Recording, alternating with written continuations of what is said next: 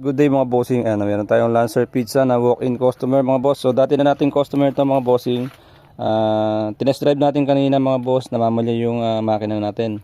So ngayon i-diagnose natin mga bossing ng manual diagnosing.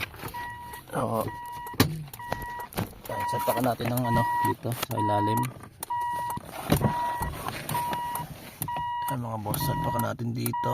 Wait lang, madilim. Ay mga bossing, salpak natin dito sa 1 and 4.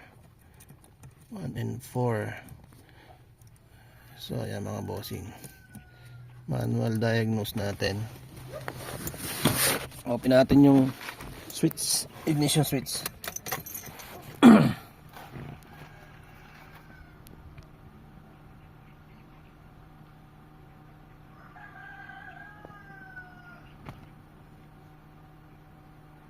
So wala mga bossing, wala siyang nadidetect na fault code mga boss. Dire-diretso yung niya, yung blink niya. So off natin ulit. Ayan, dire-diretso mga bossing yung blink. Pagka ganyan, wala siyang nare-read na na fault code. So manual diagnosing tayo mga bossing. Kailangan natin mag-diagnose ng manual. Alisin na natin. Mga bossing, kumuha tayo ng lalagyan. So magda-diagnose tayo mga boss.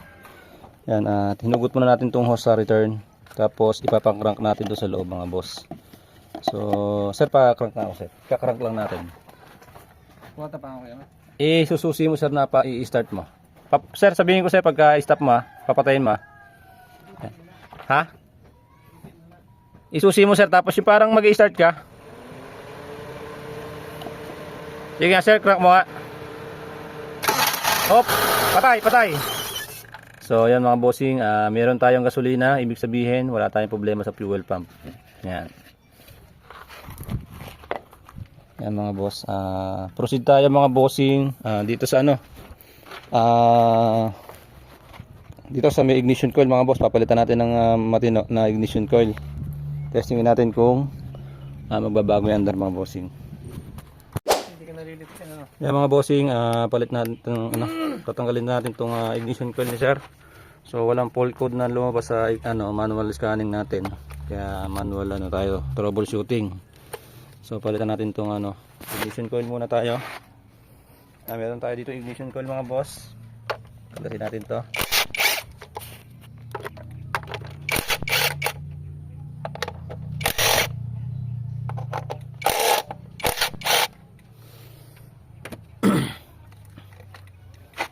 Uy, basa.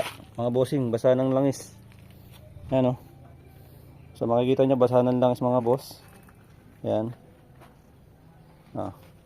So ugutin natin yung isa. Tingnan natin. Ayan mga bossing, basa ng langis mga boss. Yung spark plug na sir. So obserbahan muna natin to mga boss. Palitan natin ng ignition coil. Basang-basa mga bossing yung natin. Yung spark plug natin. Ayan. So ito ganun din yan. Ayan mga boss umido na.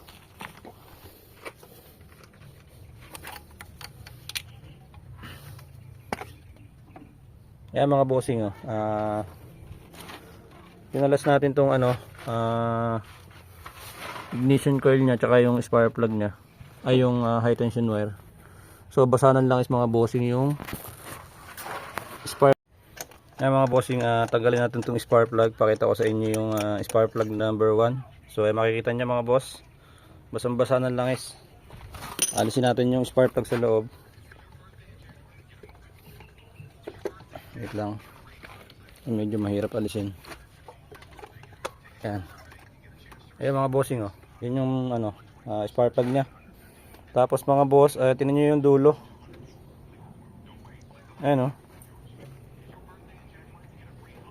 So tingnan nyo yung spark plug nya, basang-basa ng langis mga bossing. Yan. So gagawin natin mga bossing, palitan natin tong high tension wire. Tapos magpapalit tayo ng spark plug mga boss. Ito kasi yung langis na to mga bossing nanggagaling sa sa head. So yung spark plug seal nya is matigas na. Hindi niya na nahaharang yung langis mga boss. So kailangan natin palitan kung meron tayo dito. O kaya naman i-reseal muna natin pagka wala. Yan. So yun muna gagawin natin, tapos i-test drive ulit natin mga boss. Mga bossing, pinalitan natin ng bagong valve cover gasket, tapos nilinis na rin natin to. Mga bossing, binuksan na natin, syempre sasabayin natin yung valve clearance mga bossing. Palit tayo ng spark plug seal. Ayan mga boss, sobrang tigas na ng spark plug seal nya. So ito yung pinalit natin mga boss. Ayan, lambot. Ayan, update ko kayo mga bossing mamaya pagka natapos natin. Mga bossing, ayan, nakikabit na natin yung valve cover head. So papalitan natin ng bagong spark plug, tapos bagong high tension wire mga bossing. Yung pa rin gagamitin niya yung ito ignition coil nya. So linisin lang natin. Kaya namamalya mga bossing kasi may leak mga bossing ngayon. Basahan lang is yung natin, spark plug. So test drive natin ito mga boss pagka nakikabit natin lahat. Alright mga bossing, natapos na natin itong Lancer pizza natin. So mga ginawa natin mga bossing, pala tayo ng bagong high tension wire, bagong spark plug seal, socket ng alternator mga bossing, tapos yung fuel filter natin. So kaya mga bossing, nagpalit din tayo ng valve cover gasket mga boss. So i-start natin mga bossing, testingin natin mga boss. Mga boss, testingin natin yung makina natin. So start tayo dito sa engine. Tapos pag mga bossing, test drive ulit natin. So kasi kanina mga boss, talagang pumapalya siya mga bossing. Yan. So nag-hard starting kasi nagpalit tayo ng fuel filter. So nawalan ng pondo mga boss. Yan, so i-rep ko. Yan. So, observe lang muna natin, painitin natin konti, tapos test drive natin mga bossing. Bossing, test drive natin tong Lancer pizza na automatic. So ito yung pumapalya mga boss, kanina tinest drive natin. Ngayon mga bossing, test drive ulit natin. Testingin natin kung papalya pa mga bossing.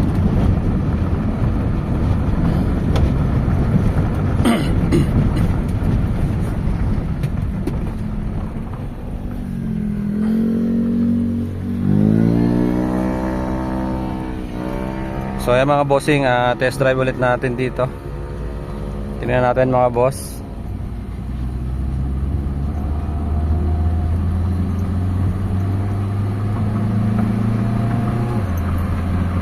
Ganda sa mid ko boss, ito.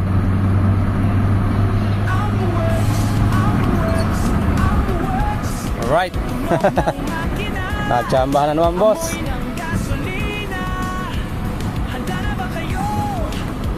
Palit na sana ng transmission bossing no? Palit na sana ng transmission eh. Okay na. Malayo na malarating yan. Ha? Malayo malarating. Alin? Kotse ba? Bossing, napauwi na si Lancer pizza na automatic transmission. Namalya mga boss, karami siya yung automatic yung transmission yung problema. So ayan, dinadiagnose natin mga bossing. Basic lang yung naging problema niya mga boss. So madali lang natin nahanap mga bossing kasi troubleshooting yung ginawa natin. Hindi tayo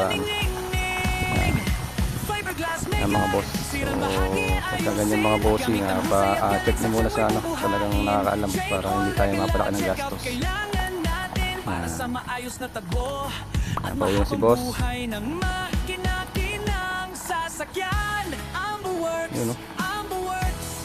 Whoop!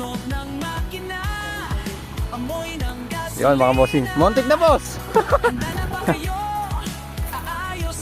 Alright mga bossing,